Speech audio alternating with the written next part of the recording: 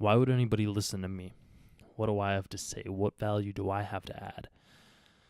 How do I know I have value to add? Is there anything that I can do that I haven't done before to be able to provide more value back to other people? There's going to be some things that I cover in this episode. If you guys are interested in any of those questions,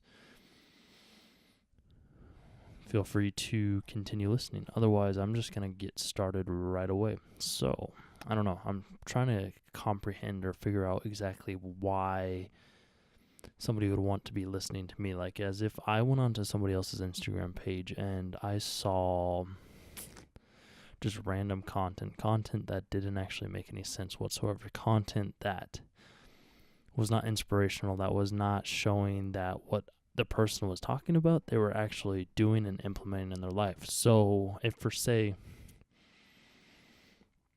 I want to be talking about fitness or dieting or relationship building or motivational mindset, then I would want to see the backing of those issues. I wouldn't want to be hearing and listening to somebody that is 40 pounds overweight, 50 pounds overweight, and saying, oh, this is the diet you should do. This is the diet that will work. Oh, yeah, if you want to lose weight and you want to have abs, you want to have a chest, you want to have arms, you want to have legs, you want to have a back, do what I say. But don't look at me because I am 40 pounds overweight. That doesn't fly for me. If I'm going to be taking advice from somebody, or if I'm going to be taking knowledge from somebody else and asking them questions, I hope that they're where I want to be. So this is kind of one of the reasons why I think it's incredibly important to surround yourself with individuals that are where you're wanting to go. If you're not surrounding yourself with individuals that are where you want to go, then there's no rhyme or reason why anything is ever going to change in my life or your life or anyone's life, for the matter of fact. The only way that things are going to change is if you start hanging around people that are actually doing what you want to do. So back to the fitness. If, say, I'm getting into personal training, or I am wanting to look for a personal trainer, if that's the case, then I don't want to be surrounded or asking or looking for a personal trainer that does not have the body that I desire to have. So let's say I'm a girl and I'm like, I'd like to have a fatter ass, okay? Because that's just what every girl wants nowadays, and don't get me wrong, a nice ass is quite enjoyable. Anyways, if I'm going to be looking for a personal trainer and I'm a girl and I want to build my ass, I'm not going to go to the personal trainer that is slightly overweight, might have no curves, no ass, no resemblance or any indication that she actually works out on a daily basis. I would much rather go to someone that I can tell is like, oh, okay, yeah, that girl, yeah, she works out. She's got an ass, she's got a nice body, so clearly I'm going to listen to her. So something along those lines would be, let's say I'm working out, and when I'm lifting, I'm not saying that I am the most toned and the most in shape person. All I'm saying is I'm doing the best that I can do, and I do my workouts how I see fit. I don't write them down. I just go into the gym and I'm like, all right, this is what I'm doing today. I have a general idea, I have a general grasp, I have a general consensus or general understanding that I'm either going to work chest, arms, back, legs, or shoulders when I go to the gym. Like, that's all I have. I don't write down anything that I'm going to be doing that day, what exercises I'm going to be doing. I just kind of let my mind be like, all right, Caleb, that right there, that looks like a good exercise. Oh, that weight? Yeah, that looks like some good weight. Move that. And it's like, all right, cool. And it's like, how many reps am I going to do? I'm going to be like, I'll go until failure. I'll go until I can't push that weight anymore. I'll go, I'll take the little rest here and there that I need to be able to get that work done. And I don't see a lot of personal trainers doing that nowadays. I just don't. I don't see any of the personal trainers at the gym that I go to actually working out. That might be different at other gyms, and I hope it is. I really do. It's just at the gym that I'm at right now.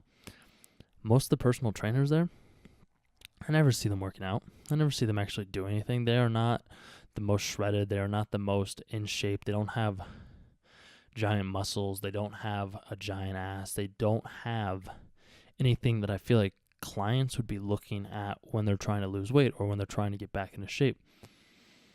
And don't get me wrong, I think personal trainers can be extremely beneficial because they are actually inspiring other people to go to the gym and they're having somebody to keep them accountable. Because there's a lot of people in this world that don't have other people to keep themselves accountable. And accountability is huge. It's massive. If you can't keep yourself accountable, I'm fairly good at keeping myself accountable. So if I say I'm going to do something, the likelihood of me doing what I'm saying is extremely high. Not everybody's like that though, and I understand that.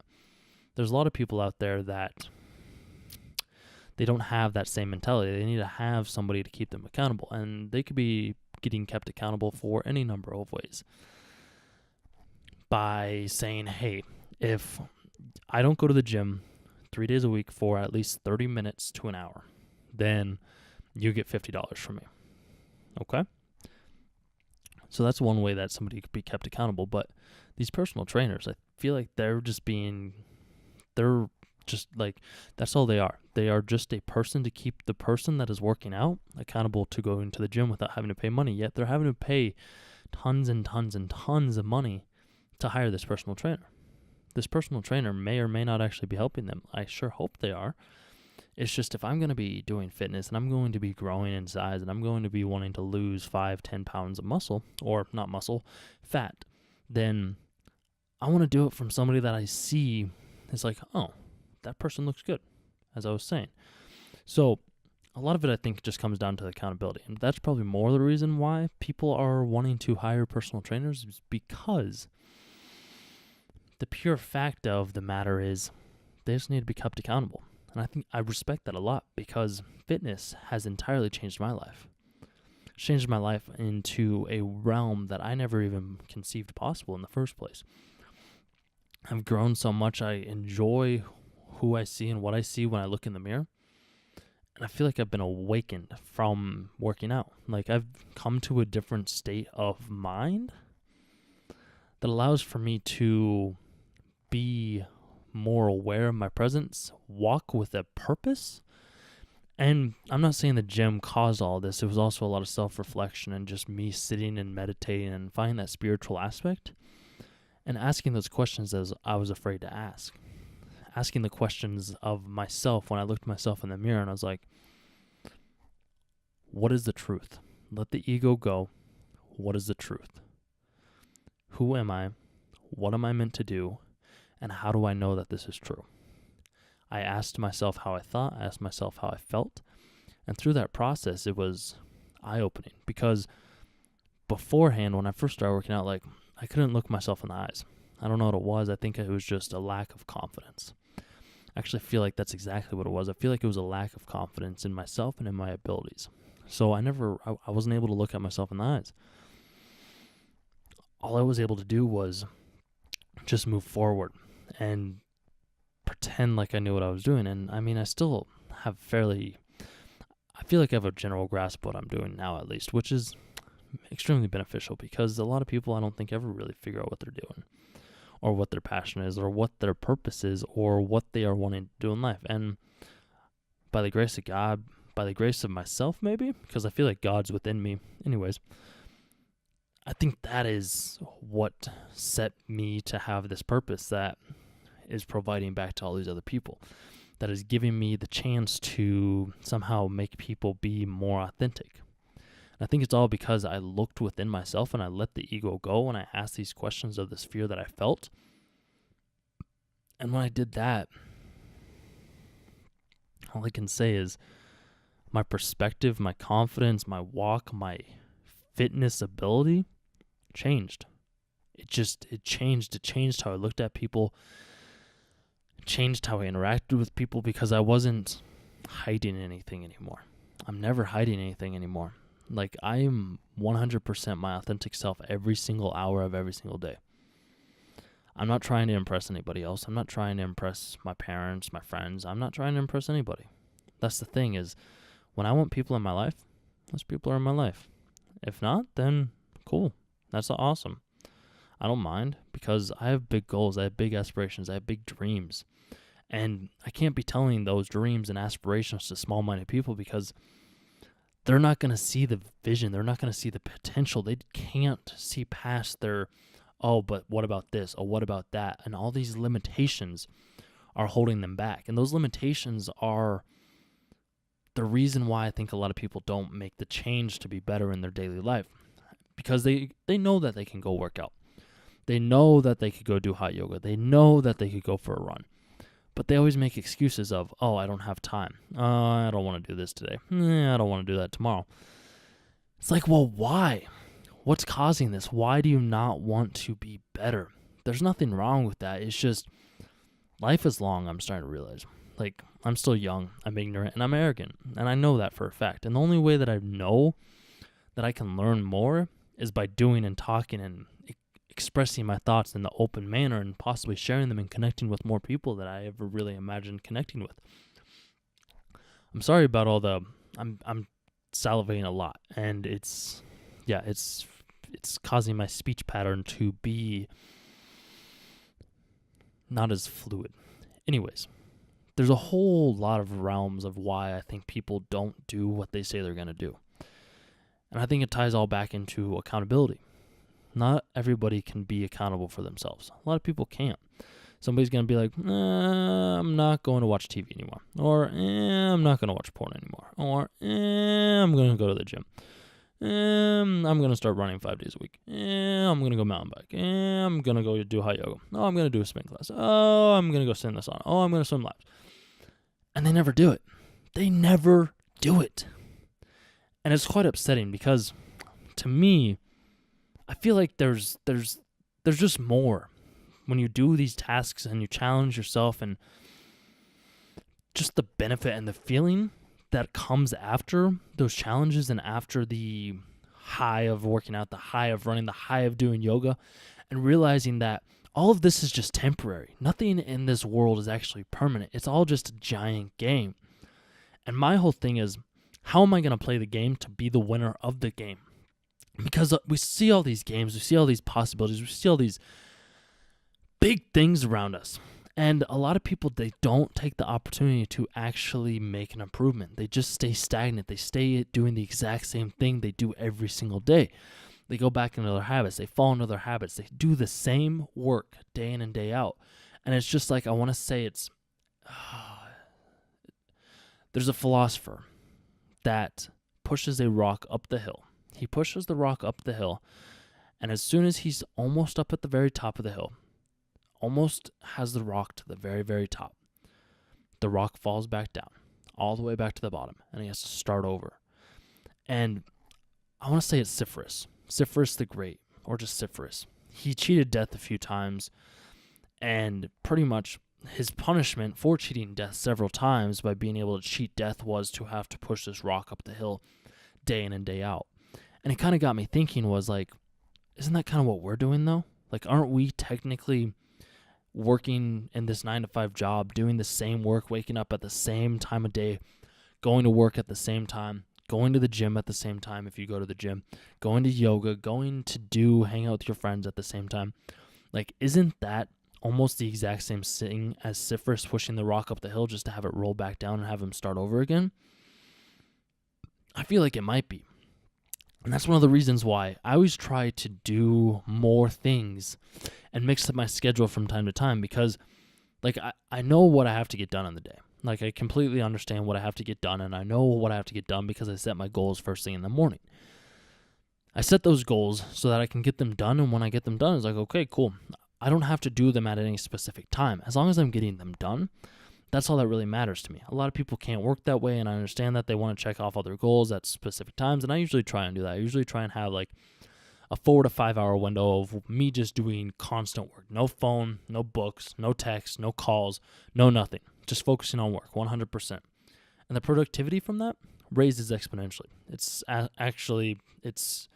something that I've done for a very long time, and it's helped me to become a lot more productive, to say the least, and a lot more disciplined and responsible for my actions so that I can have more fun after the fact. And that's the whole thing is, I think that life has to be ever changing.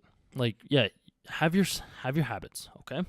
Have the habits that allow for you to get your work done and have the life that you want to live. So if that means waking up at 6 a.m., 5:30, whenever you wake up at the same time of day. That is a must. You must wake up at the same time of day, because I can tell you from my personal experience, when I don't wake up at the same time of day and I sleep in until 8 or 6 or 7 or 9, however late I sleep in, my days are not as productive. I sleep more. I don't want to do my work as much. I just want to have a lazy day, stay inside, maybe not even talk to anybody. And I don't think there's anything wrong with that from time to time. It can't become permanent, though. So my biggest recommendation is, first of all, start your day off first thing in the morning at the same time. Wake up at the same time every single day. As soon as you wake up, make sure you keep yourself accountable throughout the day. And by doing this, I would say the best way to do this is to write down your goals.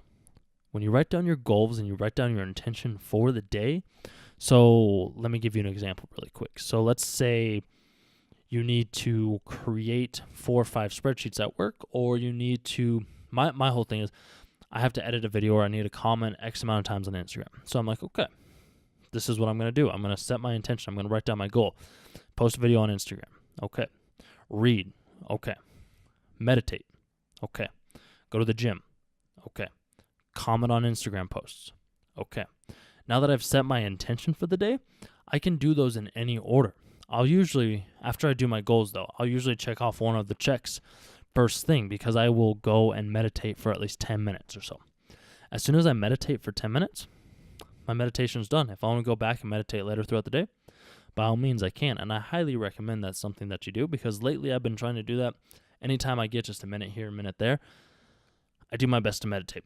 And also practicing yoga is technically a meditation in a sense. So yes, that is also another part.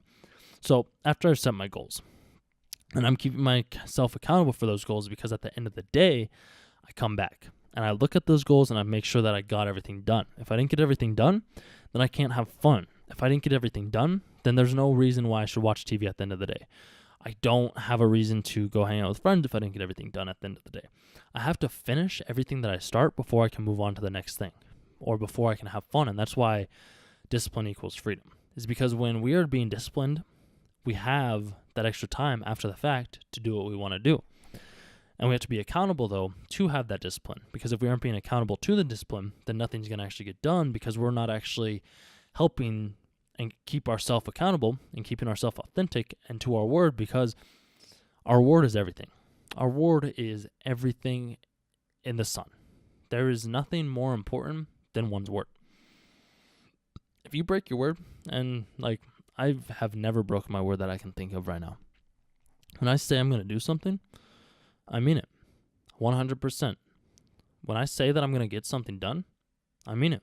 Like, there's no ifs, ands, or buts about that. It's as simple as that. I mean it. And I hope that I can somehow inspire somebody else to do the exact same thing. When they say that they're going to do something, they actually genuinely mean they're going to do something about it. They aren't going to just sit around and soak in their lows on the couch. When they make a word and they say something, they're going to do it, because our words are powerful. Our words are what create our reality. Our words are how we define ourselves in the daily basis. And there's a whole lot of talk about self-talk and how it can change one's perspective. And I completely believe that, hands down. I've never really had a whole lot of negative self-talk, as strange as that may sound. I was never one of those kids growing up in high school or middle school or elementary school that was like, oh, I need to do drugs to be able to fit in. Oh, I want to go drink. I want to go smoke pot. Oh, I want to go smoke cigarettes to fit in with the cool kids, quote unquote cool kids. I never had those thoughts. Like, yeah, I got made fun of once for wearing a Reese's peanut butter shirt, and I never wore that shirt again, because it was by a cute girl. Was like, oh, that shirt looks dumb. And I was like, okay. And I just never wore it again. But other than that, like, I've never really had times when I've had negative self-talk of, oh, I suck. Oh, you suck. Oh, this is the worst. Oh, why would you do such a thing? I've just never had that. And I don't know where that comes from. I don't know if that comes from my parents raising me the way that they raised me. It's entirely possible. Or it could just come from me always trying to find the good in everything that I do. Because I found myself at a very young age. I found myself when I was very, very young. I'd say second grade was probably when I found myself. When I understood what I did not like and what I did like. Because second to third grade, like second grade, I believe for me was the turning point. 100%. It showed me like, hey, this is not something that I like compared to this is something that I like. And I lost myself a little ways along the way in college when I was smoking quite a bit of weed at the time. And there's nothing wrong with that. Like, I used to think that there was something wrong with smoking weed, but that's a whole different story for another day. Anyways, the whole conundrum of, maybe not conundrum, but with me finding myself at a very young age, I never had that negative self-talk. I never had the talk of, oh, why didn't you do that differently? Oh, you should have interacted with him differently. Oh, the self-talk is just blah, blah, blah, blah, blah. It's just noise. That's all it is. That's all it ever was, is it's just noise. Like, there's no reason to hold on to that noise. There's no reason to think that that noise is everything in the sun, because it's just noise. It's not permanent. Like, if you go outside, you go into nature, and you just sit there. Don't be on your phone. You just sit there. I've done this time and time again. Usually after I finish a mountain bike ride, or I finish a hike, or I find a nice little rock to sit on. It really just depends on my mood that day. Anyways, I just sit there, and I look at the world, and I notice there's noises coming in, there's noises coming out, and they're all temporary. I don't choose what noise comes in, I don't choose what noise goes out. All I do is I'm aware of the moment. And this whole motion of me being aware of the moment and me being present in the present moment, I feel like has allowed for me to plant more positivity seeds in my mind, because I'm not looking back at the past anymore. Because there was a time in college when it was more me than being like, oh, I should have said this or I should have said that to them. And I just replay these emotions in my head, and then I just got to the point where it's like, stop. So I stopped. I stopped the thoughts. I know it might not sound that simple. I can tell you, though, it is.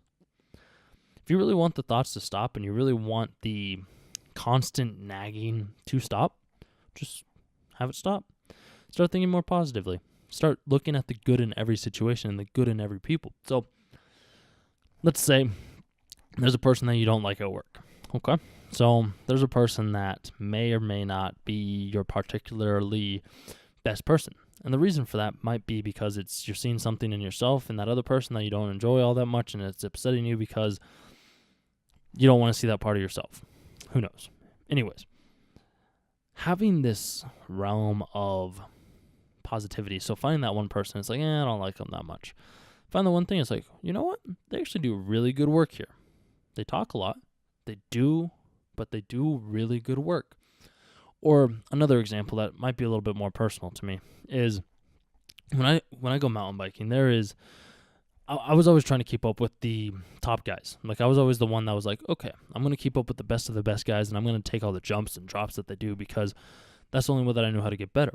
And there's this one ride in Grand Junction called, I can't remember what it's called right now, but there's like some basalt rock at the very bottom of the hill. And I took the jump, and I was like, oh, this is awesome. And I was flying. It was cool. I enjoyed it. But I turned my wheels slightly, and I was wearing like a cutoff shirt. Dumb idea. Don't ever do that. I do not recommend ever wearing a cutoff shirt when you're riding a mountain bike. Just don't do it. Anyways, so I'm riding my bike down the hill. I take the jump. I'm like, oh, yeah, this is awesome. And my bike just turns a little bit, and I crash. And I get basalt rock on my back. It's red, road rash. It stung a little bit. It stung just a little bit. And the guys up at the top or at the bottom of the jump, they're just like, dude, that was gnarly. I was like, yeah.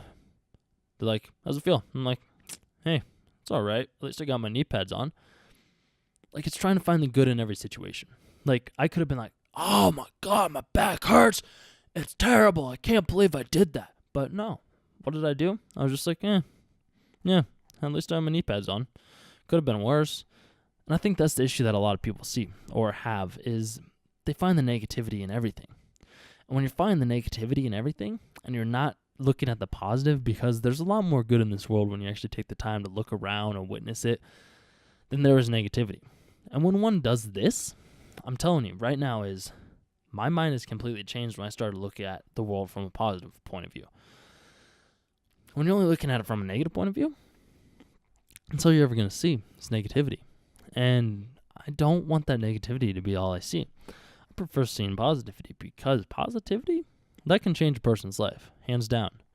You find the good in everything that you do, anything, no matter what. So let's say, let's just, for a little something, let's say, I don't want to jinx myself. That's the issue. That's why I'm having an issue trying to come up with an idea right now. Let's say that, okay, I fail at asking this girl out. So I'm like, hey, there's this really pretty girl over there that's working out, or that's just walking down Main Street, and I'd really like to say what's up. So I go over there. I'm like, hey, how's it going? Yada, yada, yada, blah, blah, blah. Yeah, I'd like to take you out for dinner. And she's like, no. I'm like, all right, that's okay. And I walk away. I could be like, damn, I should have done this differently, and I should have done that differently, and oh my God, there's so many things that went wrong. I don't do that, though. I'm like, okay, that was a good learning experience. That was a very good learning experience. I understand next time not to say that blah, and instead say this blah blah, because that would make a little bit more sense, because the reason that she might not have said that was because of my first blah that didn't make any sense compared to this next time when I encounter another cute girl on the street. I can say blah blah blah, and it'll make a little bit more sense, and then maybe that girl will be like, oh yes, I would very much like to go out with you, because I find that common ground with her. But if I didn't take the chance to if I didn't take the chance to fail and put myself out of that comfort zone, there's no way in hell that I would have actually made the choice to be better and find that positivity in that specific moment. Another way that you could look at positivity is back to what we started out talking as, is why should people listen to me? If I'm not talking about what actually sets me on fire, if I'm not talking about fitness or relationships or or just challenge in general, mindfulness, then why would people want to listen to me if they aren't actually seeing the results? So if I'm finding the good in everything, and I'm finding the good in this podcast and this way of creating content for anyone out there, then I truly do believe that a lot more can get done, and I can give back a lot more than I originally first anticipated, because I've created something that actually has value, that it's actually providing value back to other people. And who knows? My whole thing is I'm just trying to do as much as I can do with the knowledge that I have. I know I'm very young and I'm ignorant, as I said in the beginning. It's just the only way that I can think to learn and grow and create something more meaningful is by actually doing it. I've learned that time and time again, is the best way to do something is to actually take the actionable steps towards that goal. So if I want to have a multi-million-dollar business, I got to take the actionable steps to get to that point. And the best way that I know how is by sharing the knowledge that I have and sharing what I've learned throughout the day, buying homes like it's Monopoly, and I'll probably go into that on another day. And maybe I just start sharing what I learn on a daily basis. Just because with me doing that, one, I'm going to be solidifying the ideas in myself, as well as possibly condensing the information down for somebody else to enjoy in a shorter form content that potentially might spark or plant the seed of positivity or growth in their mind that allows for them to do more than they thought they were capable of doing in the first place. And if I'm able to do that, then I've done my job, because that's what people did for me back in the day, back 2.5 years ago, was I got that seed planted in my mind. I saw what was out there, and I saw the potential, so I started working towards it. And I hope that that's what I can do for each and every single one of you guys out there listening to this, or all the people that I talk to at the gym, on the street, at work. I hope that I can inspire you to do something more than you thought you were capable of doing in the first place. Because I didn't think I was able to do this, to read book after book, talk with new people, listen to podcasts. I never thought about that. I thought I was going to be watching TV for the past 20 plus years.